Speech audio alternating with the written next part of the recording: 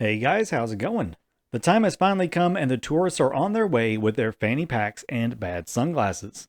Tourist season, the latest DLC for Anno 1800, is almost upon us. Let's take a quick look at what you can be doing right now to get ready. We're not going to go into a lot of mechanical detail in this video, just a primer for what you can do to get started on before release. First and foremost, you're going to need a good amount of space on your main island and supporting islands for everything. The new hotel is 7 by 9, cafes, bars, and restaurants are 4 by 6, the chemical plant is 8 by 8, orchards are 4 by 4, and they have about the same radius around them as a lumberjack. Bus stops are 2 by 3, and the Iron Tower Monument is 14 by 14. Plus, all those sweet new ornaments. We figure you're going to need a minimum of at least 10 hotels to basically unlock everything. Everything. That's a fun word to say, isn't it? Reasons for this: a hotel holds 500 tourists, as we know, but that is when everything is unlocked for basic needs, and the final need doesn't unlock until 4,000 tourists. 10 hotels, though, should get you to that number. Cafes, bars, and restaurants are primarily for your tourists to meet their needs and to provide income, but they also provide a buff to your residents as well in the form of reduced consumptions. So these may be beneficial to place around your city as well, even if they aren't next to your hotels. Remember, tourists act as a workforce called customers for these buildings, so you'll also need plenty of tourists to work them. You'll be building quite a few chemical plants, so having an island dedicated to them may not be a bad idea. All chemical plants produce at 30 seconds without electricity and 15 seconds with it.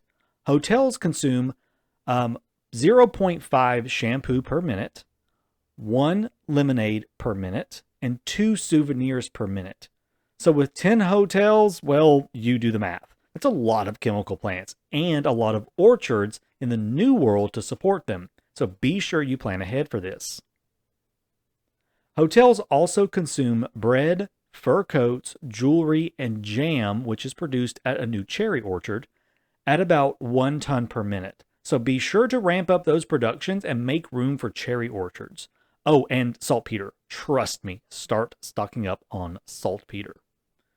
For your hotspots that the bus networks will be working with, you don't have to clump them together, although that does make the whole bus network system and hotel accessibility system work a lot easier. But you don't have to rearrange everything. If you just make room about every 30 tiles along your roads, where you want your hotels to be, and then where the variety theaters, zoos, museums, and botanical gardens are for bus stops to go, this will ensure a good coverage for all of the buses. Any hotspot that is considered a monument like the World's Fair or the Palace has infinite range on the network, so it doesn't matter where they are at. People will travel forever to see them, and it still gets 100% coverage. Last but not least, have fun with it. Thanks to the good old people at Ubisoft Mainz, I have been having an amazing time in early access playing this DLC.